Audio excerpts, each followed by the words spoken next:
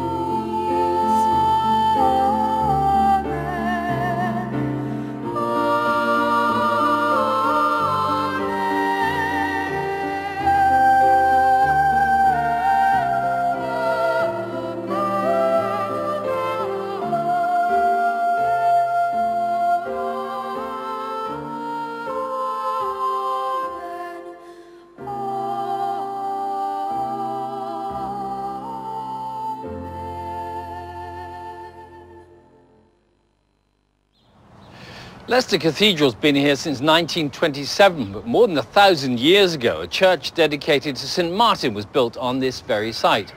Over in the West Country, though, are the remains of one that's even older, as Josie has been finding out.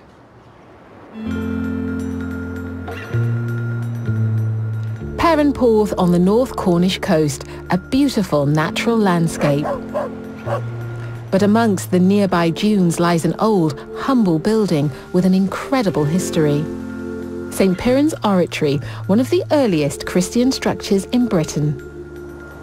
Legend has it that back in the 5th century, St. Piran was cast into the raging sea off the coast of Ireland, tied to a millstone, certain death. But no, the seas calmed and St. Piran floated across. And he arrived here, bringing with him his Christian faith, and he built this small oratory. Today, St. Piran's a source of huge local pride and a patron saint of Cornwall. Even the Cornish flag is known as St. Piran's, but the oratory hasn't always been on view. Engulfed in sand, it was first discovered in the late 18th century and eventually excavated. Many attempts were made to safeguard it from damage, including surrounding it with a concrete bunker. But then in 1980, a decision was made that the best way to protect it would be to bury it. But a small group of people weren't going to stand for that, including the unlikely pair of David Barry and Eileen Carter. Well, I used to come and think how sad that an icon of Cornish pride is dead and buried. I used to bring school children here. They sat and looked at a sand dune. How ridiculous is that?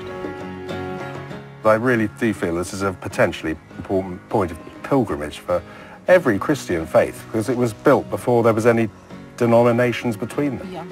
And I just think it's incredibly important for the whole nation, let alone Cornwall. Whilst local lady Eileen rallied support, city boy David persuaded his contacts in London to help fund the excavation. I was happy to contribute what I could get hold of in the city, especially from people who come to Cornwall on holiday and own houses here. It's very important for them to put something back into the place. A team of 90 volunteers painstakingly uncovered the entire structure last year. But there's more to do before Eileen and David rest. Our next phase, we hope, will be to drain this place. This is from, we think, a holy spring. But as long as we can decorate the altar, I think that's the most important thing.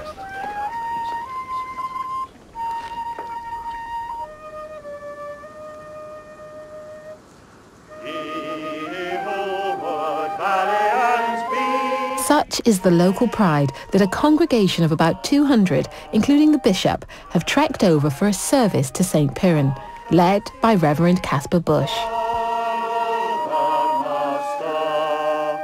In a way, we still can't quite believe that it's accessible again, because we knew it was there. We just had to take people's word for it. Yeah. And that speaks very powerfully to me about how the church has been there through the centuries.